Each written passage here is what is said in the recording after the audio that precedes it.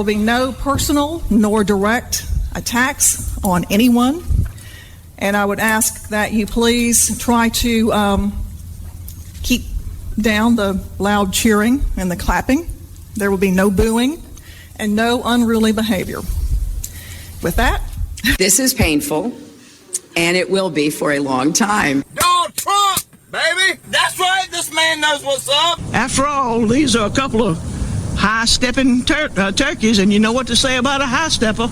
No step too high for a high-stepper. This is Midday Mobile with Sean Sullivan on FM Talk 106.5. Well, Sean's a tough guy. I mean, I think everybody knows that. You know, Sean, he took some licks. He hangs in there.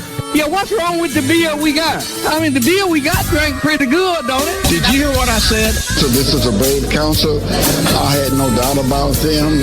That doesn't suck. If you don't like it, too bad. Last question, were you high on drugs? Last question, kiss my...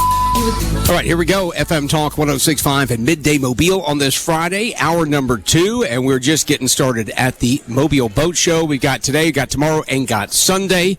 And it looks like, well, first of all, let me ask the man that has witnessed this many times. Dan, how long have you been doing the boat show? This is my 30th year. 30th year. Dan Melick, the creator of the Mobile Boat Show here. When the doors opened, so we're just setting up to start this show at noon. So doors opened at noon. Open at noon. And I looked up, I was doing something here with the equipment, trying to get it set up, and it was like 12:01. And, I mean, there's just a string of people. I don't know if I've even seen that before. Like, the people are, like, waiting to get in, like, first in kind of stuff. Oh, absolutely. And we had a great line here, and looks like we're going to have a great day, too. Yeah, it's okay. So a couple things. Let's get to the kind of the pressing question here of the boat show. There's so many other things, and we're in the area of all the accessories and all that, but this is driven by boats. By boats, absolutely. By boats. All the rest of us here, because folks like us want boats. Absolutely. We want them, and we want to have, well, at this boat show, as you know, we look around the room. It's taken 5 days for us to load the boats in the room. There are that many boats in here. Should we tell folks I had some experience? I worked for you. You did? many moons ago. Many moons ago. Worked for you setting up, and it was an incredible thing to see all these boats moved in here. I still remember. I still tell that story. But yeah, so 5 days to move them in here. Yes, it does. And well, we have to stage. Dealers from Louisiana, from Mississippi, from Florida come and stage their boats under the interstate. If you know where RV City was, right? Absolutely. They start putting them there 3 or 4 days ahead, so they won't have far to go, because it does. It takes 5 days to get in the convention center. I watched it from the inside working for this man, but it is something to see, because not all of them are going to be on trailers. They're going to be moved off and put on, different things for display. All that stuff has to happen, and the other boat can't come in until that boat comes in and is set up, and the other boat comes in. Everything's on a time basis. Yeah, it's something. Yeah, so when y'all walk in there, walk through and look at all those boats, think about just for a second what it took to get them in there. And that's the key to what we're talking about, though, is the boats are here. The boats are here. And that's one thing that has been tough over, a few years here, that supply chain issues have been a tough thing and for people getting the boats they want. It really has. And I think it's getting a lot better. There's a lot more to choose from. But if you want a boat in a particular color, it may take a while to get it. But there are so many choices here. You can find the boat of your dreams right here. Whether it's a small boat or a kayak or a big one with 3 or 4 motors on the back. Yeah, let's talk about some of the big ones. The ones that we can't get inside here. The ones that are outside. There's some monsters out there. Yeah, there's some monsters inside too. Yeah, but we've got some that won't go through the doors. Yep. They're just too big to get through the door. Where does that stop, by the way? You've been watching this for a long time, not only as doing it with Gulf Coast shows, but we're both boat guys. We like this.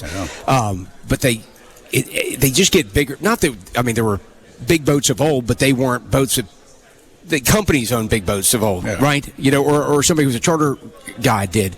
The number of boats that regular folks have that have some other job that are over 35 feet is amazing to me. When I was a kid, I didn't know anybody had a boat over 35 feet. No. Somebody had a 28. That was huge. Oh, it was a huge boat. When I came to Mobile in 1963, we'd go out fishing in a 14-foot starter. Right.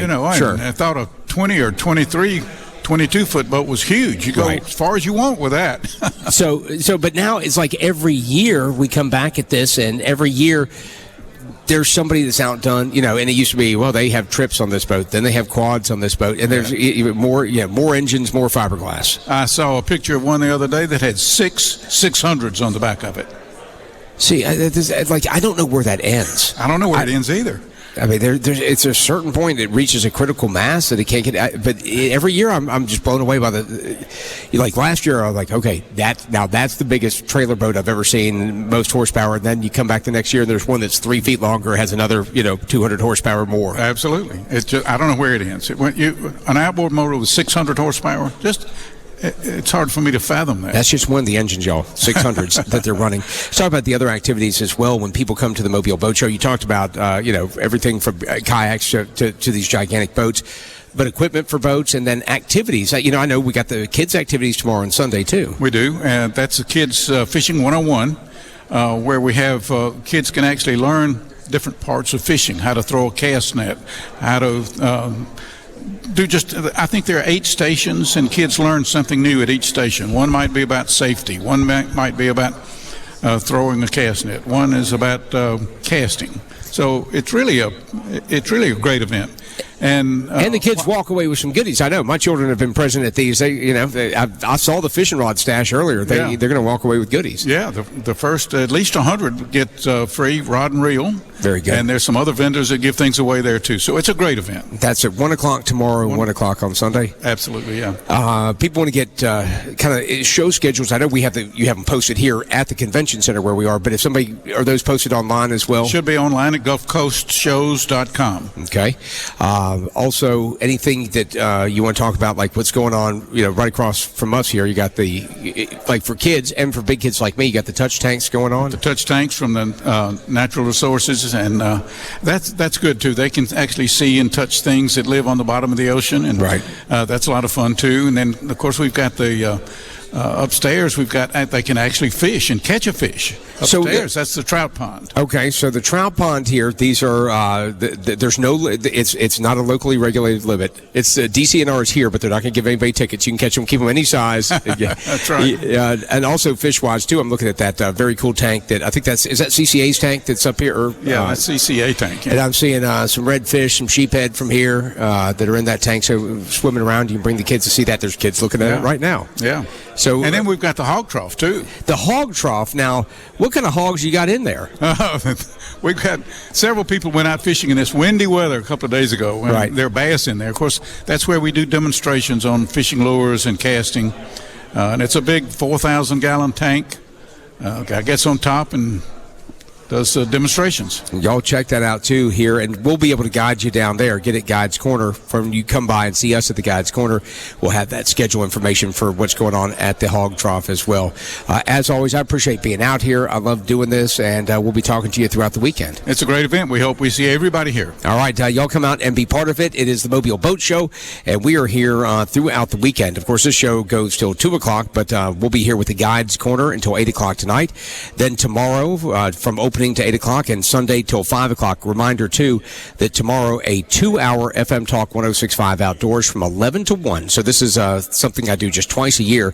I do an on-location show. I do it one time from the Alabama Deep Sea Fishing Rodeo, and I do it from here at the Mobile Boat Show. So we do that on tomorrow from 11 to 1.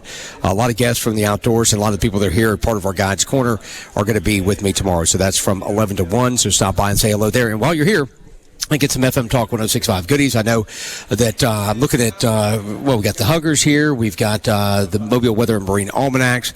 We got the, ask for the, if you come in specifically, we got the red Huggers out, but if you're listening to me right now, come in and say, hey, Sean, you got the camo neoprene Huggers? I'll hook you up with those. So stop by and see us.